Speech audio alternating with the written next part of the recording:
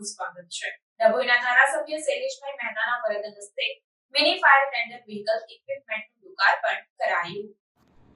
ડભોઈ નગરપાલિકા fire station ખાતે Gujarat fire prevention service દ્વારા 80 લાખનું નવું mini fire tender vehicle equipment સાથેનું આપવામાં આવ્યું હોય, જે નગરની જાહેર જનતા માટે ધારાસભ્ય શૈલેષભાઈ મહેતાના વરદ હસ્તે લોકાર્પણ કરવામાં આવ્યું। આગ, અકસ્માત, ડૂબવાની ઘટનાઓ સામે તૈયારી માટે ફાયર વિભાગ ખડે પગે રહેતું હોય છે અને બચાવ કામગીરી કરતું હોય છે, ત્યારે ડભોઈ નગરમાં છેલ્લા ઘણા સમયથી નાના ફાયર ટેન્ડરની જરૂરિયાત હતી, જેને ધારાસભ્ય શૈલેષભાઈ મહેતા અને પ્રમુખ બિરેન શાહના અથાગ પ્રયત્નો સાથે ડભોઈ નગરપાલિકાને ગુજરાત સ્ટેટ ફાયર પ્રિવેન્શન સર્વિસમાંથી આધુનિક સુવિધાઓથી સજ્જ મિની ફાયર ટેન્ડર વ્હીકલની જરૂરિયાત પૂર્ણ કરી છે। સાથે નવીન આધુનિક ઇક્વિપમેન્ટ પણ આપવામાં આવ્યા હોય, ત્યારે ધારાસભ્ય શૈલેષભાઈ મહેતાની ઉપસ્થિતિમાં તેમના વરદ હસ્તે 80 લાખના મિની ફાયર ટેન્ડર વ્હીકલનું લોકાર્પણ કરવામાં આવ્યું, જેથી આગામી સમયમાં ડભોઈ નગરની જનતાને હવે ડભોઈ ડિઝાસ્ટર ઘટનાઓમાં સહાય મળશે અને આગ જેવી ઘટનાઓ પર ત્વરિત કાર્યવાહી થઈ શકશે। આ પ્રસંગે પાલિકા પ્રમુખ બિરેન શાહ, ચીફ ઓફિસર જયકિશન તડવી સહિત પાલિકા સદસ્યો મોટી સંખ્યામાં ઉપસ્થિત રહ્યા હતા। એ રીતે અત્યારે બનાવો બની રહ્યા છે, એક્સિડન્ટો વધી રહ્યા છે।